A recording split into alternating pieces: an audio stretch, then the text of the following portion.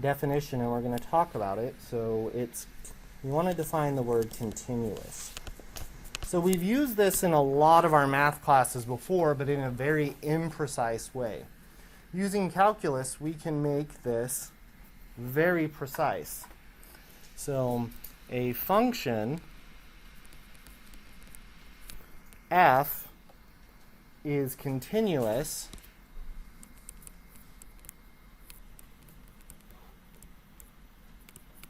at the point x is equal to a if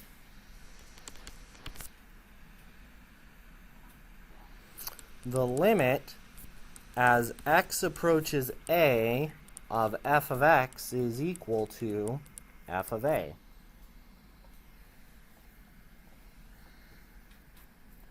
We say f is continuous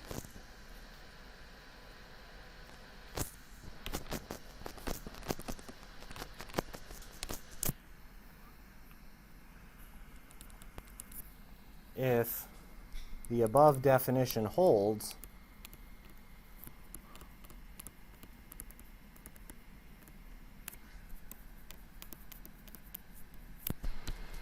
at every point in its domain. So this is building on what we were talking about last time. A function is continuous if its limit, and by that we mean the two-sided limit, exists, and the two-sided limit is actually equal to the function value at that point. So that's what it means to be continuous at one point A. We call a function continuous everywhere, or just continuous. We don't put the everywhere modifier on. If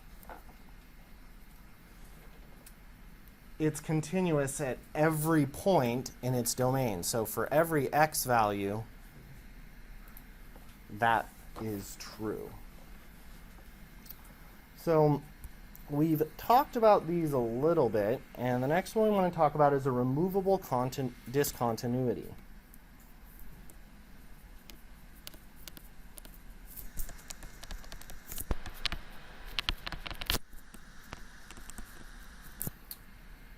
So a removable discontinuity, remember, is the really fancy name for a hole in a graph.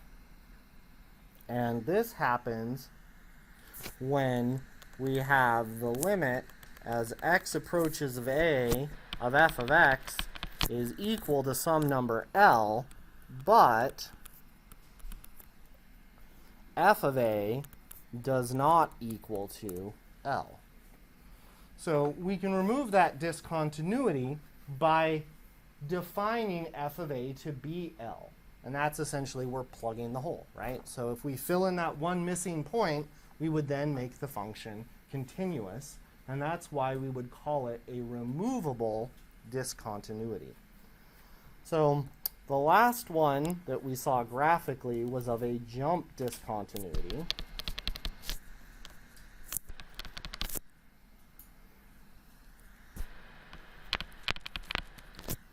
And this occurred when the left limit did not equal the right limit. So that's when our limit as x approaches a of f of x from the left does not equal the limit as x approaches a from the right of f of x. So just to remind us now, we're going to go back over some of the algebra of functions that we discussed in our previous algebra class or in pre-calc. So we want to know, well, how is the domain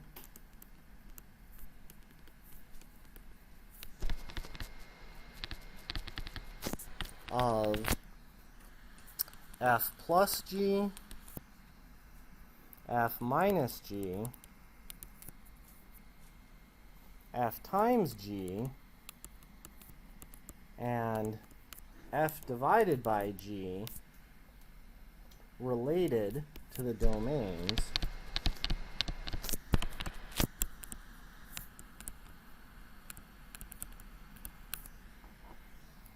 of f and g.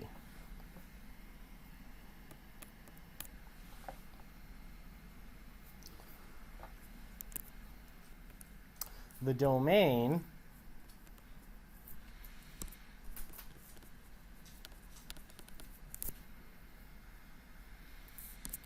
of f plus g, f minus g, f and f times g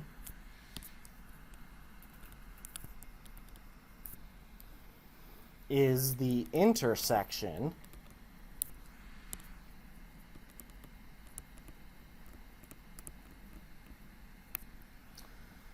so formally that is the formal name is intersection, but what we mean is the and of the domains of f and g.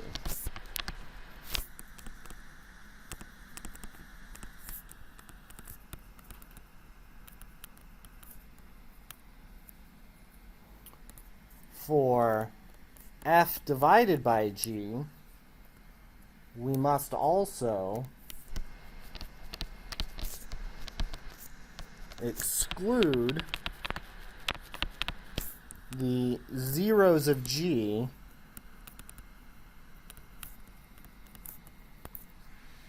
from the domain.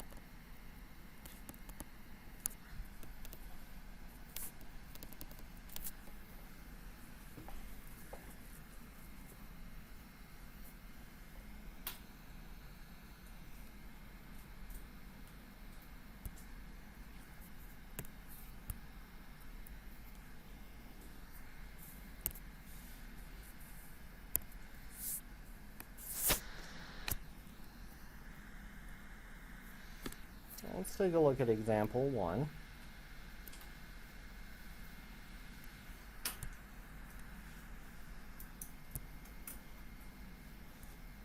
So given that f of x is x plus 7 and g of x is x squared minus 3x, find f plus g and find the domain. So remember, formally f plus g of x means what you think it should be, is that it is f of x plus g of x. And we're just given formulas for each of these. So then this would be the same as x plus 7 plus our g of x, which is x cubed minus 3x. So then putting all of that together and collecting our like terms, f plus g is going to give us x squared plus x plus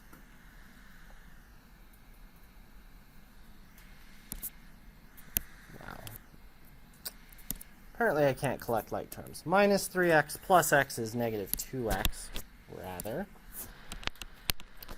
And then plus 7, right? So that would be our f plus g. And now we need to find the domain of each of these. But I'm going to change my colors here because I messed up.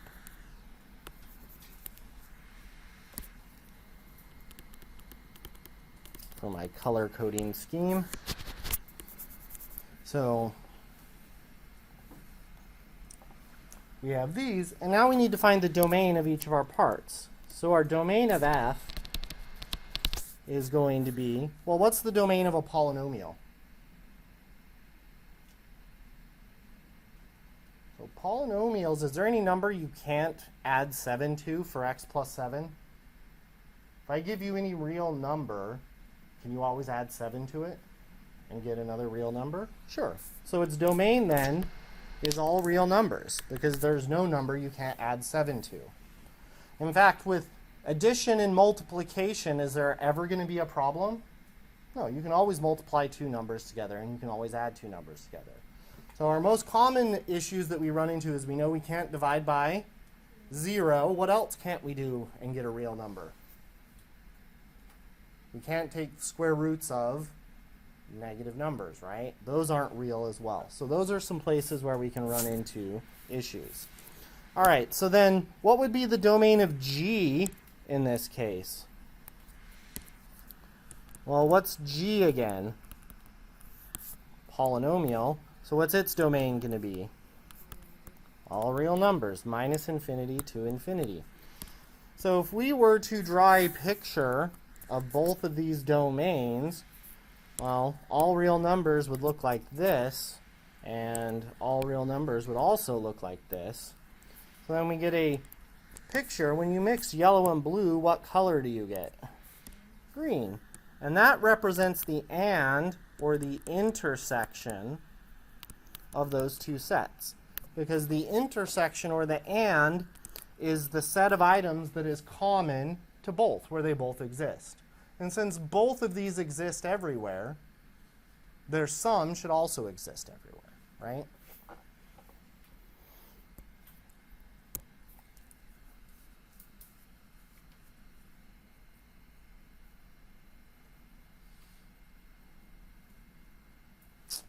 All right.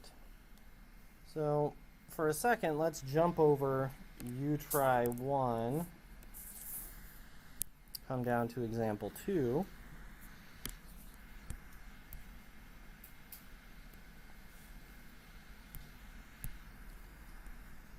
So this time we want to find f divided by g given f and g. So f divided by g of x is going to be x squared plus 1 divided by g of x, which is x minus 5. And once again, if we look at these, f is x squared plus 1, so what's the domain of f going to be? Well, it's a polynomial, so it's going to be all real numbers. And what about the domain of g? The same. Same thing. So from minus infinity to infinity. Perfect. But now we have division. So we have to do one more thing, which is we must exclude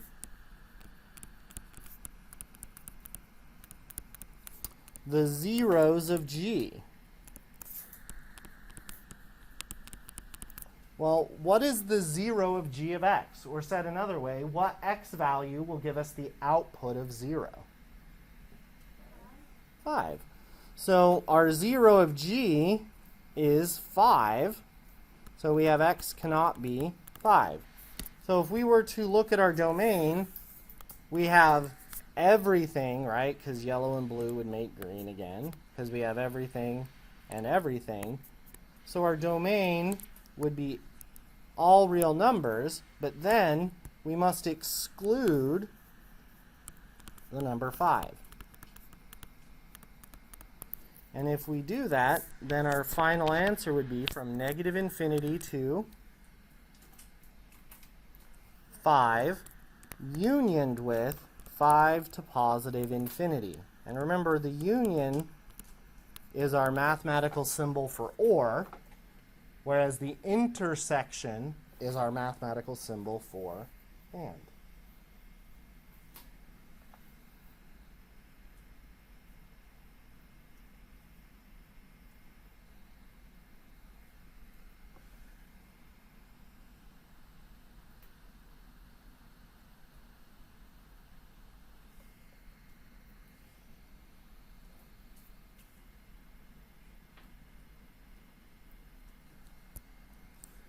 All right, so let's take a look at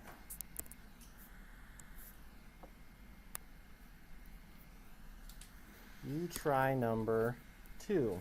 So before I turn you loose to work on this,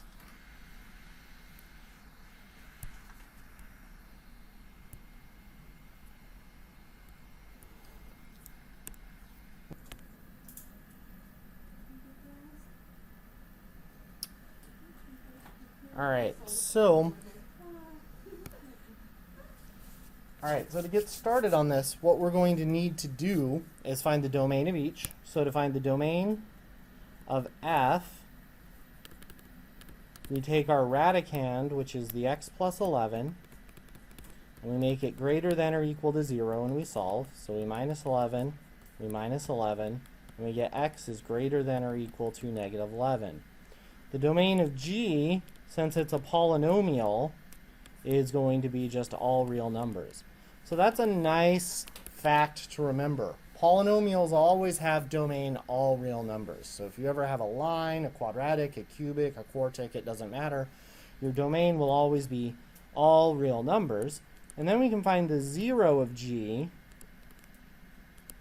by setting it equal to 0. So we have 3x plus 2 is equal to 0. We minus 2, we minus 2. We get 3x equals negative 2. We divide by 3, divide by 3. And x is going to be negative 2/3. So that's going to be our excluded value. So let's go ahead and put all of this together. So f divided by g of x is going to be the square root of x plus 11 divided by 3x plus 2.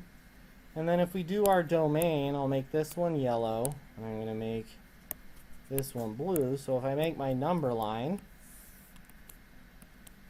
I have my value negative 11, and x has to be bigger than negative 11 in yellow. And blue is everywhere, so it looks something like this. And then we must exclude our value of negative 2/3.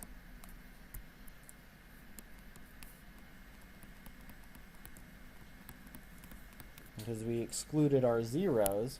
So then that leaves from negative 11 included, because we had a greater than or equal to our value of negative 2/3 not included, so rounded parenthesis, negative 2/3 to positive infinity. So remember, if we have an or equal to, if something's included, we put it in a square bracket. And if it's not included, we put it in a rounded parenthesis, right? So that would be our domain of f divided by g.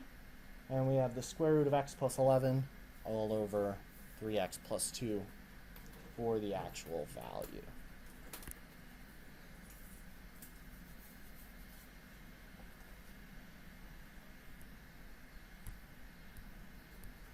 So let's go ahead and take a look at our example number 3.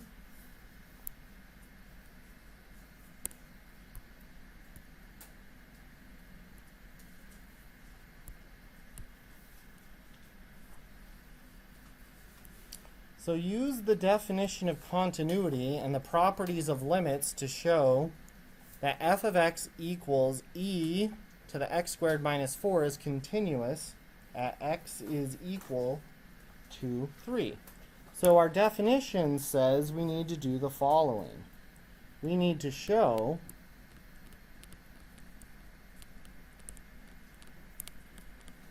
that the limit as x goes to 3 of f of x is equal to f of 3. Because that's our definition of something being continuous. A function is continuous at a point, so at the point 3, if its two-sided limit at that point is indeed equal to the function value at that point. So first thing we can do is just directly calculate f of 3. So we get e to the 3 squared minus 4. 3 squared is 9, so we get 9 minus 4. So we get e to the 5th. So we need to show that our limit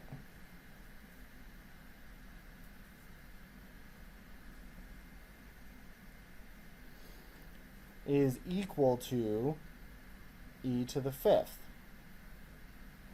So now we need to take our limit. So we have the limit as x approaches 3 of e to the x squared minus 4. Well, we can use some of our properties of limits. And remember, property f says that if a function is continuous, we can just pass the limit inside, right? So this would be the same as e raised to the limit of, as x goes to 3, of x squared minus 4. And then we could calculate that limit directly from our properties. Once again, So that would give us the limit as x goes to 3 of x squared is going to be 9 minus 4, which then gives us 5. So that is just our very formal way to show that is it indeed continuous, because we've now proven that the limit as x goes to 3 of f of x is the same as the value of f of 3, having these two things be the same. The next problem will expand on this and probably help it make a little bit more sense. So instead of showing something as continuous, this time we are going to find some values that is going to make a function continuous. So for example number 4, we have the following function. We want to find the value or values of the constant k so that the function is continuous. And we have f of x is equal to k times x plus 5 if x is less than 2, and it's equal to x squared plus 3k squared if x is greater than 2. So to be continuous, the limit has to exist. So let's take our limit from the left. So if we take the limit as x approaches 2 from the left of f of x, well, which branch of that function are we going to be using? Well, if we're coming in from the left, that means we're using values. So from the left, we're using values that are less than 2. So we're going to use the top one because we're coming in from the left. So we're taking the limit of k times x plus 5. Well, k is a constant, so that's a linear function. And we know that linear functions are equal to their limit at that point because they're continuous. So this is going to equal k times 2 plus 5, or 2k plus 5. Similarly, if we calculate the limit from the right of f of x, that means that we're going to be using x values that are larger than 2. So that means we're going to be using this branch. So we're going to be taking the limit as x approaches 2 from the right of x squared plus 3k squared. And once again, x squared plus 3k squared is a quadratic, and quadratic functions are continuous, so we can just replace our x with the limiting value by the evaluation theorem. So we get 2 squared plus 3k squared, so 4 plus 3k squared. So if f is going to be continuous at the point 2, by definition, what has to be true? The left limit has to be the same as the right limit. So we're going to have that these two statements must be equal. Or to be continuous,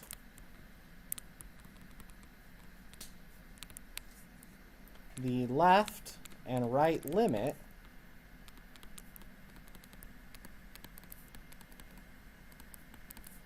must be equal. And they must also equal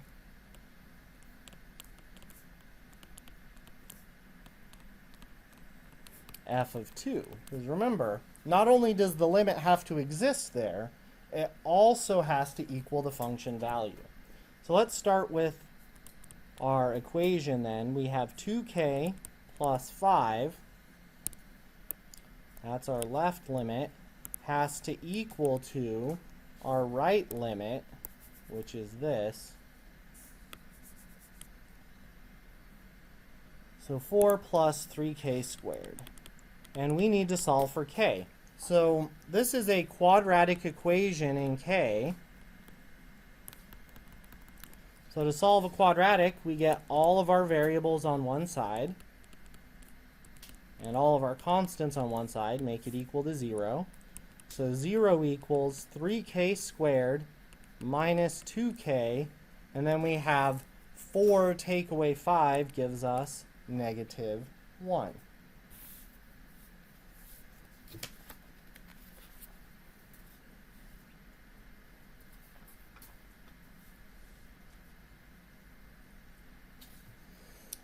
So now we need to factor this quadratic to solve.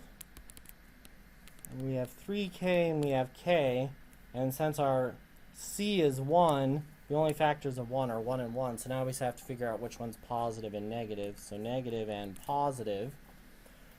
And that we can check. So 3k times k is 3k squared. 3k times negative 1 is negative 3k. 1 times k is k, so negative 3k plus 1k is negative 2k, and 1 times negative 1 is negative 1.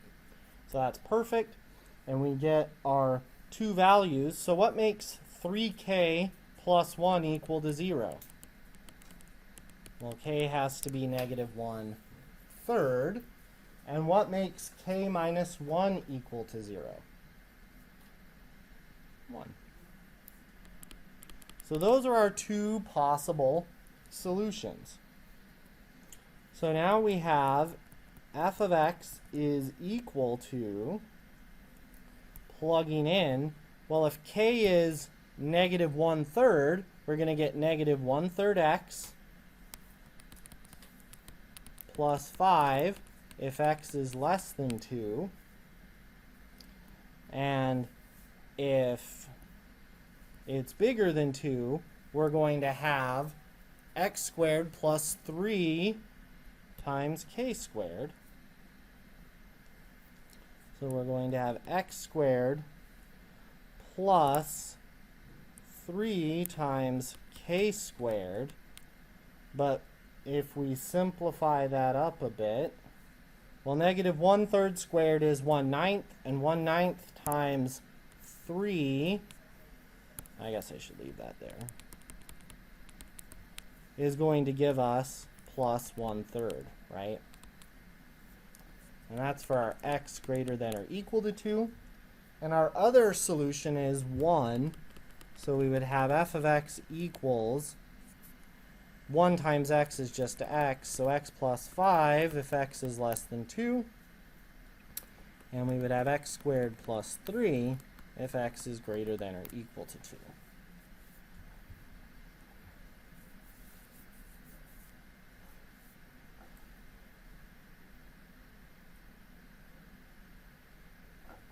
Right. And that would be our two values of k that would make that function continuous at those points. So we just took our k values and put them back into the original equation.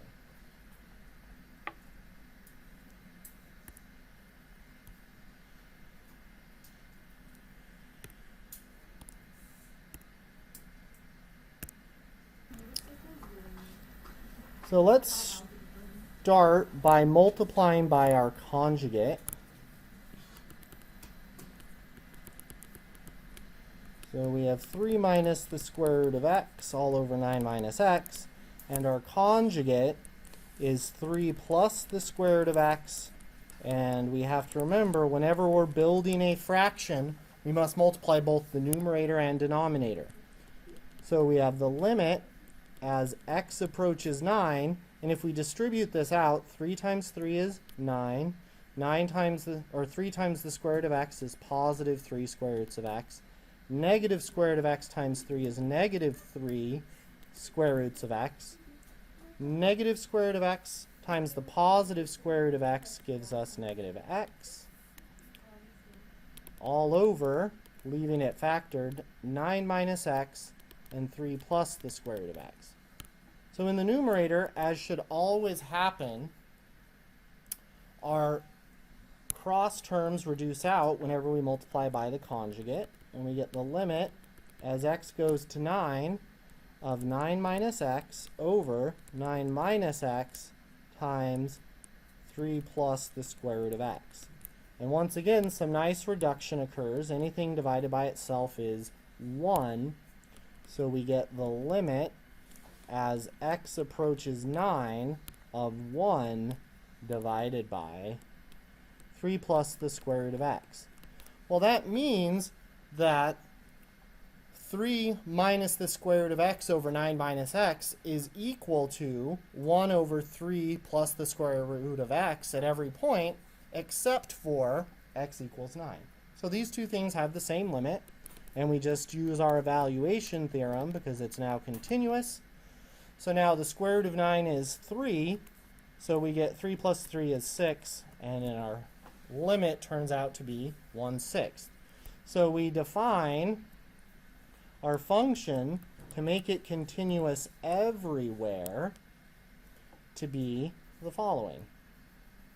It's going to be 3 minus the square root of x all over 9 minus x when x does not equal to 9.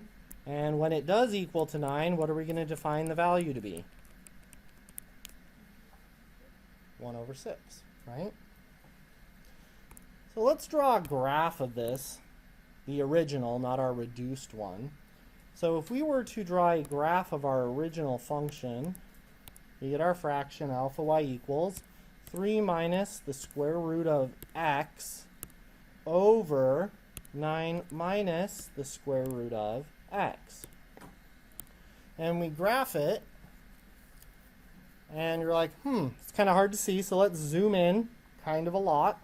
So let's hit our window key, and our x min and our x max are fine, but let's make our y min equal to -1, and let's make our y max equal to +1, and change our y scale to 0.1. So that's like a 10 times magnification. All right, so we look at it, and you're like, okay, if I hit trace on my calculator and I start moving out here towards my x value of 9,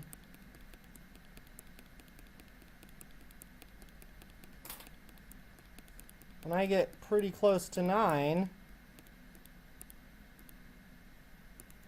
I start getting these values. Let's look at our table now. So let's go second table. And when we get to 9, what does our table tell us?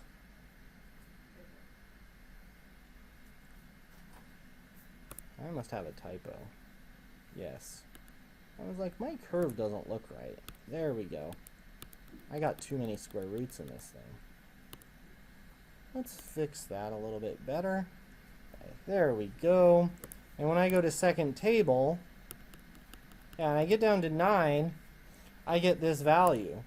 And when I was tracing, getting close to 9, the closer I get to the value of 9, I get a y value that gets closer and closer to 0.16. Well, what is 1/6 if we convert it to a decimal? Oh, interesting. So, the intermediate value theorem. Suppose f is a continuous function on the closed interval ab, and let n be any number in between f of a and f of b. That is, n is less than f of b but greater than f of a. Then there exists a number c in ab such that f of c is equal to n. Okay, so let's see if we can unpack what this theorem is saying. So let's draw a picture, because as they say, a picture is worth 1,000 words. So we have this, and we have our function f, and we have some closed interval ab. So I'm going to call this a, and I'm going to call this b, and closed means it includes the endpoint. Then we have some output values, f of a, and we have another output up here, f of b. So then it says let n be any number in between f of a and f of b. It says then there exists a number c in the interval ab such that f of c is equal to n. Well, what that really means as long as a function is continuous, which means that it's not allowed to jump, we can always solve for an input in between a and b such that the output n is in between f of a and f of b. And the reason we can do that is because it's continuous.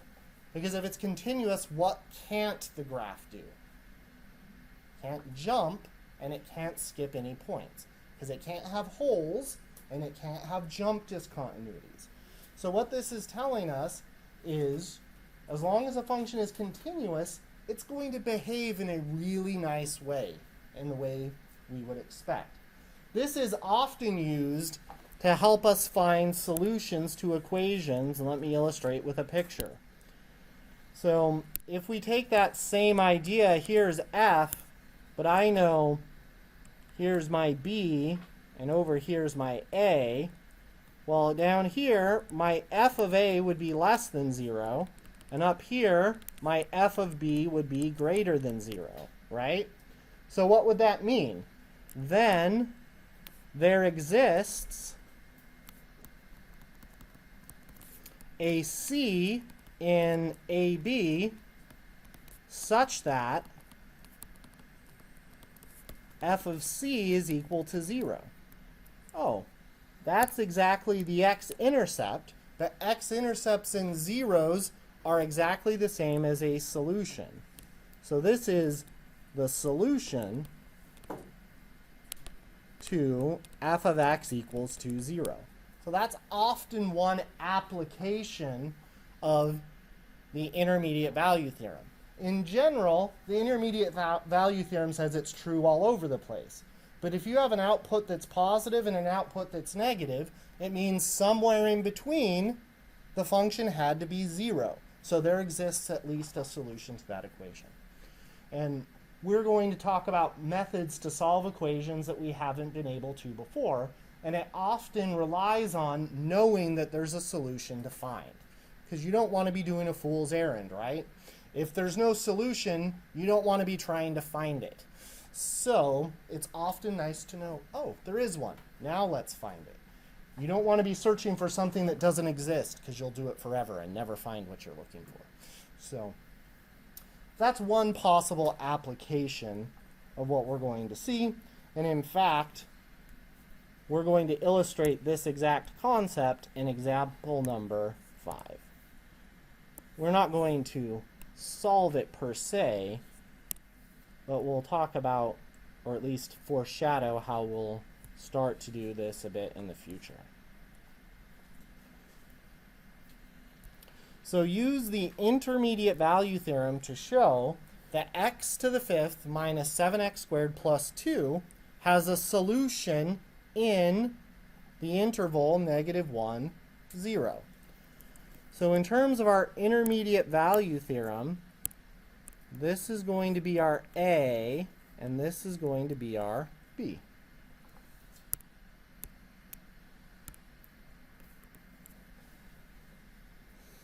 So then our f of x would be x to the 5th minus 7x squared plus 2 is equal, no, we already have an equal sign.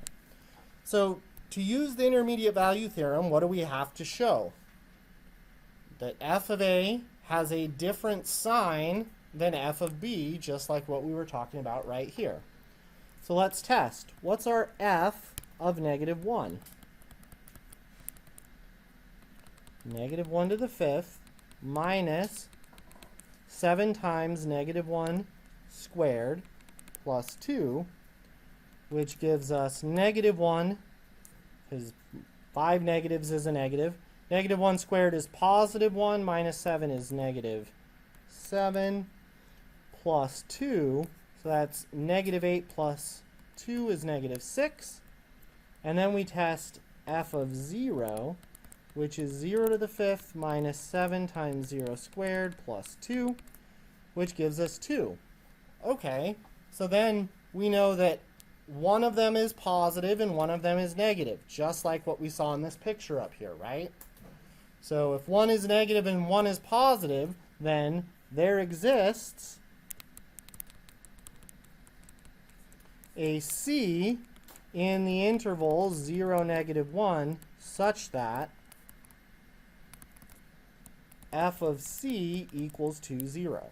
So that tells us the solution to that equation is somewhere between 0 and -1, right?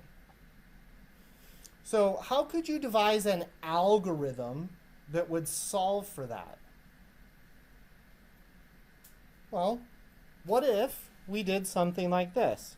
So we know the solution is in between, oh, and I wrote that backwards. Professor Peterson gets an F. -1, comma 0. It's always smallest to biggest, right? -1 is definitely smaller than 0. I had to start writing a number line before I realized what I had done. All right, so we have -1 to 0. And we know it changed signs in there because at -1, it was negative, and at 0, it's positive, right? So if we wanted to get closer, this tells us that the solution is somewhere between -1 and 0. Well, what if I wanted a better approximation? Well, what if I cut it in half? Then what would I do? Calculate f of -0.5, right? And whichever one changed signs, so now say this is still negative, we already know this is positive, then where would we know the solution was? In between -0.5 and 0. Then could you cut it in half again and do the same thing? Sure. And you always pick the right interval, and every time you cut it in half, you get closer and closer and closer and closer to the solution. This is actually how your graphing calculator solves things when you do the intersect method, or anything when you have it go, second calculate and solve something. It's what it does. That's why it has you guess. Left bound, right bound, guess. It checks to make sure the signs change, uses your guess, and then starts cutting the interval in half until it gets down to a point where it's no longer getting a change in the decimal, and then it says, oh, this is the answer. That's why you get weird answers sometimes, like 1.99999999918, and it's really 2, because your calculator keeps cutting it in half, but it finally runs out of memory, and so it leaves you with that round-off error. So that's essentially your calculator's using this method of exhaustion. We're going to build on this. We can do better versions in calculus. But we want to build these kinds of ideas because that's how problems in the real world get solved. Because unfortunately, up until now in math, we've kind of lied to you a little bit. We made you think you can just solve equations always for x, right? Yeah, it turns out that in real life, that's not a thing. So we oftentimes have to come up with iterative methods like this to help us solve things. That's how engineers, physicists, chemists solve problems. They write something that approximates the solution to 15 decimal points of accuracy, right? And you're like, okay, that's good enough. If you're trying to measure something to the nearest centimeter, but it's accurate to 0.000000000 something mathematically, you can't even measure that small. So that answer is good enough. So we have to kind of compromise a little bit. Where does reality meet mathematics? And calculus helps us find that balance, where we're not going to be finding always the answer is just 2. All right. So that is actually the end of this.